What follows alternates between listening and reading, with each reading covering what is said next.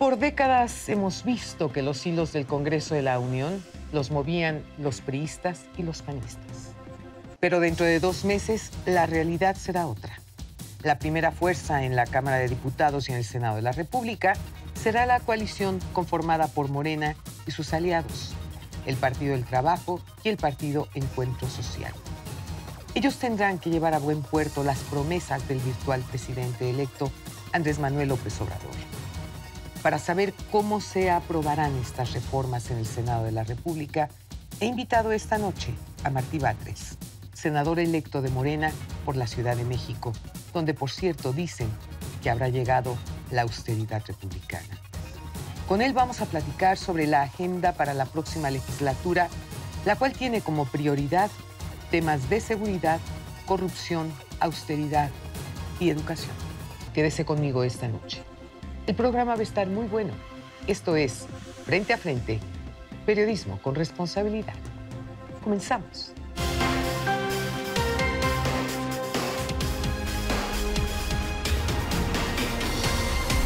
Me da muchísimo gusto de veras que estés conmigo esta noche, Martí, y tengo muchas preguntas para ti, porque a lo largo de toda la campaña uno de los temas que se estuvo mencionando de manera reiterada es el que tiene que ver con la austeridad republicana, lo cual significa que nadie puede ganar más que el presidente de la República. Ese es el planteamiento de ustedes. Ahora bien, ¿qué va a pasar con los ministros de la Corte? ¿Qué va a pasar con los del INE que ya dijeron que ni de chiste van a aceptar que les bajen el dinero de los sueldos?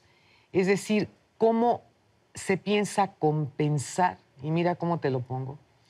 Cuando están acostumbrados los senadores y diputados a recibir ciertas cantidades y tienen cierto nivel de vida y como consecuencia pues han comprado sus carros y sus casas y sus cosas, ¿no? Es decir, las escuelas de los hijos, qué sé yo, todos los compromisos ya adquiridos. Y de repente pues dijo mi mamá que siempre no y ya no van a ganar lo que ganaban y pues les vamos a bajar a menos de la mitad de lo que estaban ustedes ganando. En algunos casos. O sea, ¿Cómo le van a hacer? Primero, para que estén de acuerdo. Segundo, para que este no sea un pretexto para que crezca la corrupción, porque de alguna manera tienen que compensar gastos. Tercero, los senadores, como es tu caso, ¿qué van a hacer concretamente con todas las comisiones, con toda la representación que deben de tener ante sus propios votantes? Y no hablo de ti porque pues, vives aquí en la Ciudad de México. Pero, por ejemplo, los que están en Chihuahua o en Baja California o en Chiapas, que tengan que estar viajando, que tengan que recurrir a tener pues, un equipo para poder hacer el trabajo legislativo, que tengan que ir pues, a todos los eventos internacionales para hacer presencia, porque gran parte del Senado pues, es todo lo que tiene que ver con política internacional. ¿Cómo? Porque el saber que se van a hacer estos cambios, sí, ok, pero el cómo se hace sin que se cree un ambiente adverso es lo que yo quisiera que me dijeras. Vamos por partes. Son varias preguntas las que haces. Sí. En primer lugar, diría, ¿por qué los altos funcionarios de México van a ganar tanto? ¿Cuál es la razón? Hemos llegado a excesos insultantes. Salarios no de 100,000, sino de 200,000, de 400,000, de 600,000. Ingresos fácticos de 300,000, de 400,000, de 500,000 pesos, aunque formalmente se gane menos. Todo eso ha generado una élite política enriquecida a partir de los impuestos que pagan los mexicanos. Yo creo que eso es inadmisible. El argumento que algunos dan de cómo le van a hacer ahora, si estaban acostumbrados a ganar 300,000 pesos y ahora van a tener que ganar 100,000 pesos, como si 100,000 pesos no fuera nada, es un argumento inadmisible. El que no pueda sostenerse debe buscar en el mercado las formas de sostenerse. Es que miren, yo luego escucho, por ejemplo, a quien tiene una empresa, el trabajo que le cuesta echar adelante una empresa. ¿Cómo no? tener su clientela, sus compradores. Arriesgar el capital. Arriesgar el capital, porque Claro. el empresario es emprendedor. Sin duda. Y pone en riesgo siempre un proyecto económico.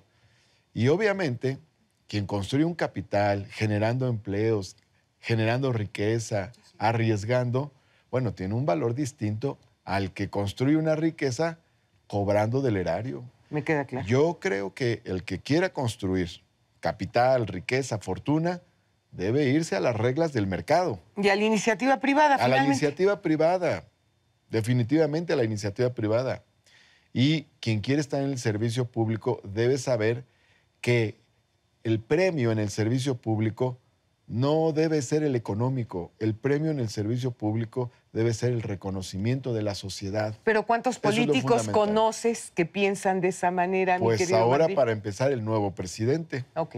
y muchos de quienes vamos a tener responsabilidades legislativas o administrativas, así pensamos. Tienen que cambiar muchas cosas, pero una de las que, en las que más han insistido los mexicanos es esa, privilegios económicos a partir del poder político. Una presidenta municipal de Tlalnepantla decide autoasignarse un salario de 500,000 pesos al mes. ¡Qué barbaridad! ¿Te acuerdas de aquel presidente municipal de Catepec? ¿El que robó poquito? No, Ah, ese es otro.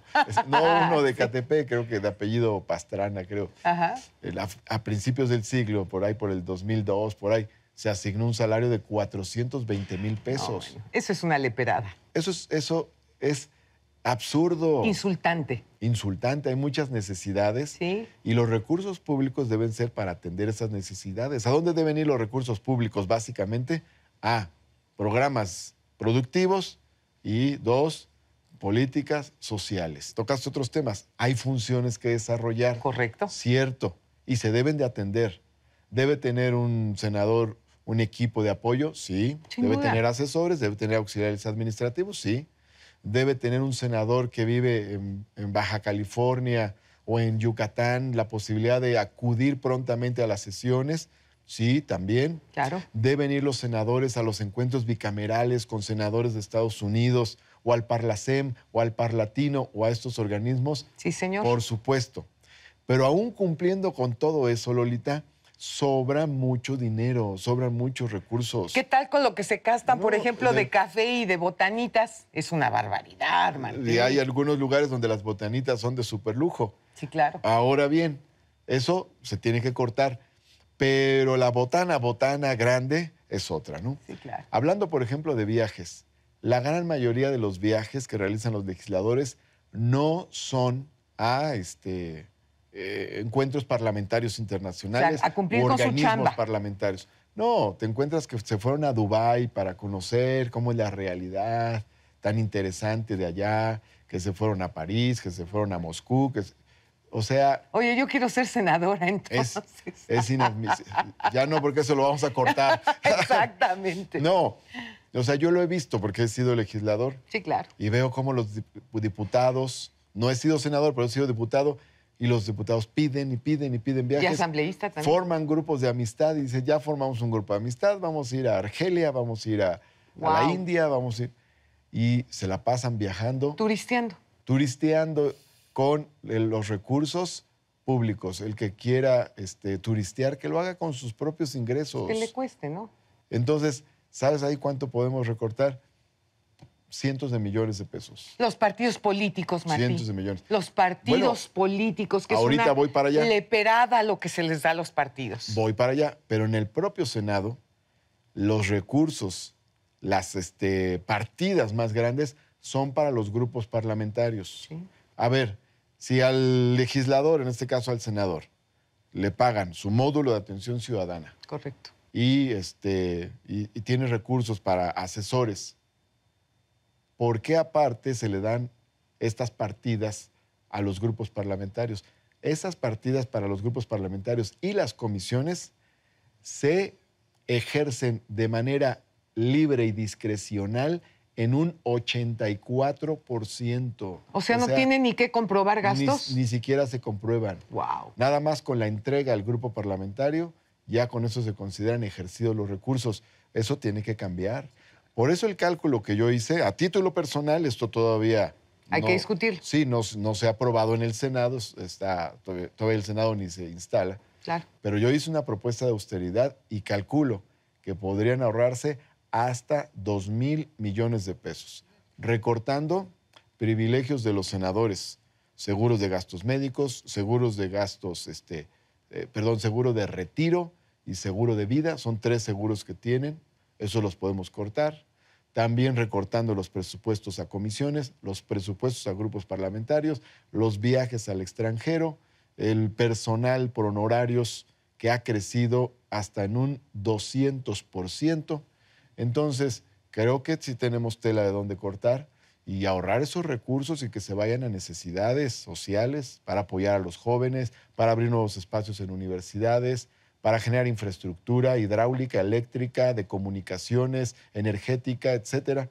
Entonces, creo que el Senado, la Cámara de Diputados, tienen que poner de su parte en esta nueva etapa que va a iniciar el país. Si el gobierno está en esta idea de austeridad republicana, también los órganos legislativos deben hacerlo. Y los partidos. Los partidos también, esa es otra parte. El gobierno anunció un programa de austeridad que corresponde a la Administración Pública Federal.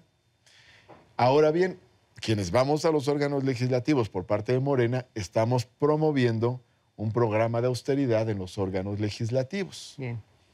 Y luego, por otra parte, los demás órganos que no están sujetos a una elección popular, a diferencia del Ejecutivo y el Legislativo, también tienen que hacer su análisis. El Poder Judicial, que es el otro poder del Estado, y los órganos autónomos, el INE, el INAI, el INEE, etcétera, etcétera, el IFETEL, etcétera. Todos esos órganos autónomos también tienen que ahorrar. Tiene que hacerse en los 3 niveles, federal, local, municipal, en los 3 poderes, ejecutivo, legislativo y judicial, y en los órganos autónomos. El ahorro puede ser muy grande, Lolita, y esos recursos se pueden aplicar en beneficio de los mexicanos. Y bueno, desde algún lugar de Europa tenemos a José Luis Belmar con Una mujer en la historia.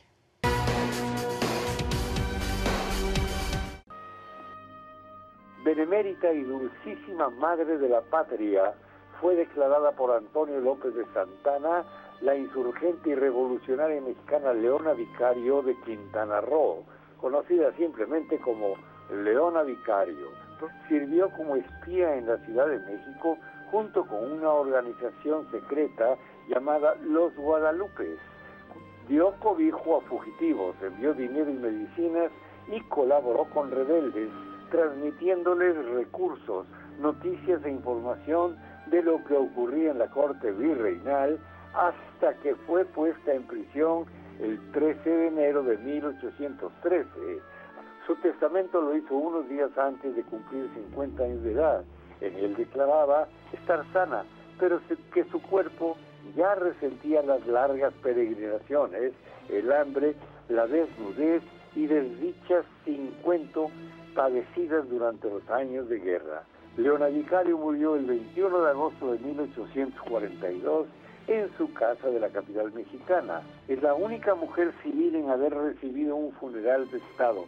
Su nombre está escrito con letras de oro en la Cámara de Diputados.